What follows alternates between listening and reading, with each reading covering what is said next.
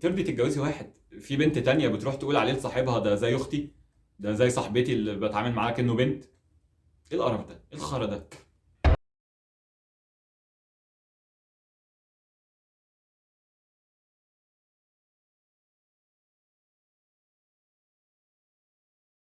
ازيكم يا اخواتي، يا رب تكونوا بخير. كل سنه وانتم طيبين بمناسبه السنه الجديده. قررت اعمل لكم شويه فيديوهات كده، حاجه عنب هتنقذ حياتكم. اولهم كان الفيديو اللي فات اللي كنت بقول لكم على الغلطات اللي انا غلطتها في العشرينات اللي فشختني في حياتي، وهحكي لكم على غلطات تانية غلطتها وانا صغير وانا كبير عشان تتجنبوها، واديها لكم كده على طبق من فضه. يا رب يتمر ونعمل سبسكرايب. العيال بتخش على فيديوهات اليوتيوب بتاعتي القديمه وتخش على انستجرام عندي وتقعد تبعت لي تقول لي عايزين فيديوهات ازاي نشقط بنات. المشكله ان انا مسحت تقريبا نص او تلات ارباع الحاجات اللي كانت عندي على الانستجرام او على اليوتيوب عشان الواحد تاب يعني وكده. وبرده في حاجات صغيره لسه باقيه العيال بتخش تشوفها وتبعت لي تقول لي ابعت لنا ازاي نشقط بنات، قول لنا ازاي نشقط بنات. مش هعمل الكونتنت ده، مش هعمله، بس هعمل لك حاجه احسن منه والله. هديك شويه نصايح لو عملتها هتقعد تشكرني عليها بقيه حياتك. وعلى فكره الفيديو ده للولاد وللبنات. هقول للولاد الاول ليه لو شفت بيست فريند في اي علاقه انت داخلها لازم تجري يا الا تعمل اللي هقول لك عليه ده. وبرضه هقول للبنات ليه بلاش تصاحبي او ترتبطي باي ولد عنده بيست فريند بنت او عنده صحاب بنات كتير. بس هقول للبنات في الاخر عشان الموضوع كله يتلخص في جمله واحده بالنسبه للبنات يعني. اخواتي الرجاله بقى اسمعني تعالى. لو انت هترتبط بواحده وفعلا قررت تاخدها بجد، مش واحده عايز تقضي معاها يومين يعني، واحده عايز تخطبها وتتجوزها، ولقيتها بتقول لك انا عندي ولاد صحابي ودول اللي اعرفهم من زمان ومش هينفع ابدا ان انا اسيبهم عشانك ومش عارف ايه، قول لها شكرا السلام عليكم ورحمه الله وبركاته واجري اجري، ما تبصش وراك، فاهم؟ يا الا تفصل لها من الاول وتقول لها معلش انا اسف انا مش موافق يبقى عندك صحاب ولاد. بس طبعا ده مش من اول يوم تقعد معاها يعني، هتقول لها كده بعد ما تقعد معاها شويه تتاكد من مشاعرك وهي تتاكد من مشاعرها وتاكدوا ان انتوا عايزين تكملوا مع بعض، هتقول لها البقين دول. قالت لك لا والله مش هينفع واختارتهم وما اختارتكش انت، اجري من الاول اجري. اوعى تستنى وتقول بقى ايه انا هحط حدود، انا هقول لها بلاش تخرجي معاهم غير وانا موجود، فكده هي مش هينفع تشوفهم بقى غير وانا موجود، مش هتقابلهم وهي لوحدها، فكده انا تمام. اوعى تعمل كده صح، اوعى. ليه بقى؟ كل ما يكلموها او يبقوا عايزين يشوفوها، والعيال دي خلي بالك يعني اخول انواع الرجاله اللي ممكن تقابلهم في حياتك، اقسم بالله اقذر انواع الرجاله. فتلاقيهم بيكلموها كل شويه لها ايه فين يا بنتي احنا ما بنشوفكيش بقالنا كتير ليه وبتاع، عايزين نشوف انت خلاص بقى صاحبك ده خدك مننا ولا ايه. فتلاقيها طبعا راحت جايه تتخانق معاك وش لاي سبب، هتخترع لك اي سبب في الدنيا ملوش وجود، لدرجه ان انت ممكن تستغرب تقول في ايه واحنا كويسين مفيش حاجه، انت جايه تتخانق معايا ليه؟ وبعد مره واثنين وثلاثه هتبتدي تفهم ان كل مره هي تتخانق معاك بتروح لهم، واصلا سبب الخناقه ما كانش السبب اللي قالته لك، هي اتخانقت معاك عشان عايزه تشوفهم مش اكتر، وهي عارفه ان انت مش هتوافق على دوت، فكان لازم تيجي تتخانق معاك عشان لو رحت قلت لها انت شفتيهم ازاي احنا مش متفقين ما ينفعش كده بتاع، تقول لك ما احنا كنا متخانقين، اخدك معايا يعني احنا متخانقين. وقابل بقى يا زميلي هتلاقي نفسك وصلت لادنى درجه من درجات الرجوله، مش هتعرف تبص لنفسك في المرايه. وانت يعني كنت فاكر ان انت مأمن نفسك لما قلت لها بقول لك ايه ما ينفعش تقابليهم غير وانا موجود، وهي قالت لك ماشي خلاص وموافقه ومش هقابلهم غير وانت موجود وبتاع. فانت افتكرت يعني ان انت كده ايه امنت نفسك وخلاص كده انت في الامان ومفيش مشكله بقى من صحابها الولاد دول يفضلوا موجودين في حياتها عادي وكده. كل ما تتخانقوا هتتكلم معاهم في التليفون بالساعات وتقعد تشتكي لهم منك، والعيال دي زي ما بقول لك خوالات، فهو ما عندوش مشكله خالص ان يقعد يتكلم معاها ساعتين يسمع منها مشاكلها معاك، فاهم؟ هو ما عندوش مشاكل ان هو يقعد يسمع واحده بتحكي له عن راجل تاني. فانت متخيل نوع الرجاله ده عامل ازاي؟ فما تحطش نفسك اصلا في اي مواجهه او قصه معاه.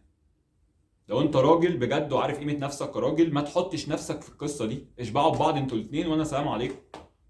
لانه والله العظيم اقسم بالله هتتعذب والموضوع هيقعد يزيد. اوعى تفتكر ان هو هيخلص ان هي مثلا هتروح تقابلهم وهتكلمهم في التليفون وانتم متخانقين، لا الموضوع هيزيد وكل شويه هتيجي تخترع لك حاجه جديده تتخانق معاك.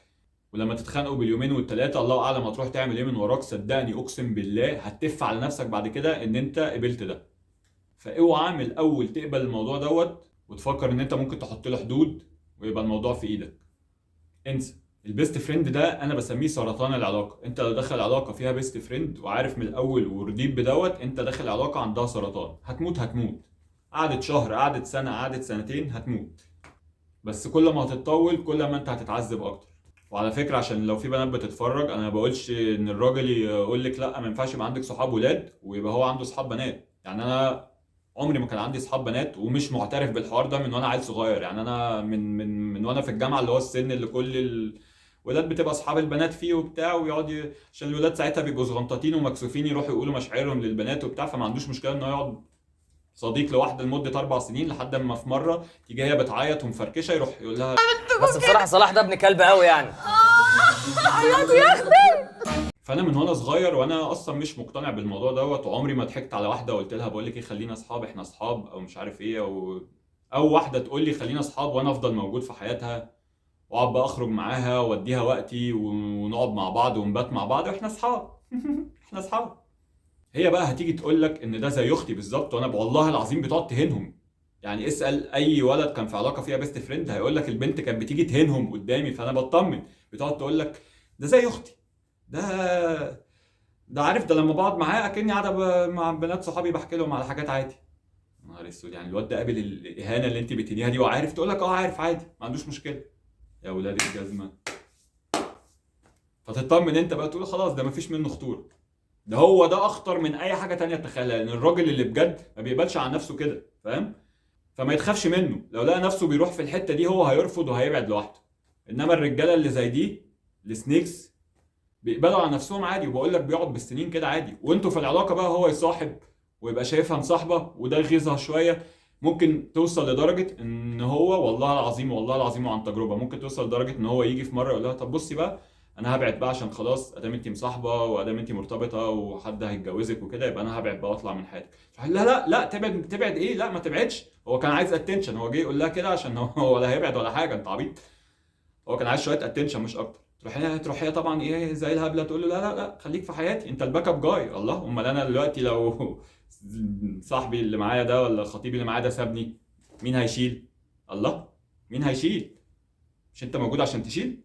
فهي كده كده هتفضل عايزه وجوده، هتفضل عايزه موجود في حياتها، سواء هم كانوا واحد او اتنين او تلاته، هي هيبقى عايزاهم تبقوا موجودين، عشان البنات بتستمتع جدا بده، بتستمتع ان هي معاها راجل بجد، مبسوطه بالاحساس ان هي معاها راجل بجد، عارفه ان هو بيحبها بجد ورجوله وبتحب الصفات بتاعته وبتاع، وبتحب ايه تحط في الخزنه في الدرج كده 3 4 تانيين تخليهم وتقفل عليهم كده. العيال يا عيني جوه محبوسين، طلعينا هنموت الجزمه. وهي ايه حطاهم كده، ايه وقت ما بتفضى تحب تطلعهم تروح مطلعهم. فيا صاحبي اقسم بالله انت لو قبلت ده على نفسك من الاول والله العظيم هتجيب لنفسك عذاب وهتشوف نفسك اوطى خلق الله. فاوعى تقبل ده واوعى تعمل كده، اجري يا الا تفصل لها تقول لها انا مش موافق. لو قالت لك ماشي البنت دي كويسه كمل معاها. اصل البنت المستعده تخسر اي حد عشانك دي ينفع تبقى مراتك، واخد بالك؟ ما انت لما هتتجوز واحده مش مستعده تخسر راجل تاني عشانك، انت فاكر ان انت كده حياتكم هتبقى حلوه مثلا او هتكملوا مع بعض؟ والله العظيم لو بينت لك ان هي بتحبك حب الوجود وفي فراشات بتطير حواليك وبتاع، والله العظيم لما تتجوزها هتفشخك اكتر، اقسم بالله. بس بالنسبه بقى للبنات، يعني مش عارف اقول لك ايه، انت ترضي تصاحبي حد قذر زي ده؟ يعني انت ترضي ترتبطي او تتجوزي بني ادم قذر زي دوت؟ يعني ده كفايه ان ترضي تتجوزي واحد في بنت تانية بتروح تقول عليه لصاحبها ده زي اختي، ده زي صاحبتي اللي بتعامل معاها كأنه بنت. ايه القرف ده؟ ايه الخرا ده؟ بس مش محتاج اقول لك اكتر من كده يعني. فلو لقيتي راجل بيقول لك انا عندي اصحاب بنات او عندي بيست فريند بنت، ده مش راجل. اجري اجري. ربنا يجعله في ميزان حسناتنا. والله العظيم لو سمعتوا كلامي هتدعوا لي وهتوفروا على نفسكم قرف كتير قوي هتخشوا فيه. بس كده. متنسوش تعملوا لايك وسبسكرايب وشير، واستنوا بقيه الفيديوهات اللي هتنقذ حياتكم. اشوفكم الفيديو الجاي. باي باي.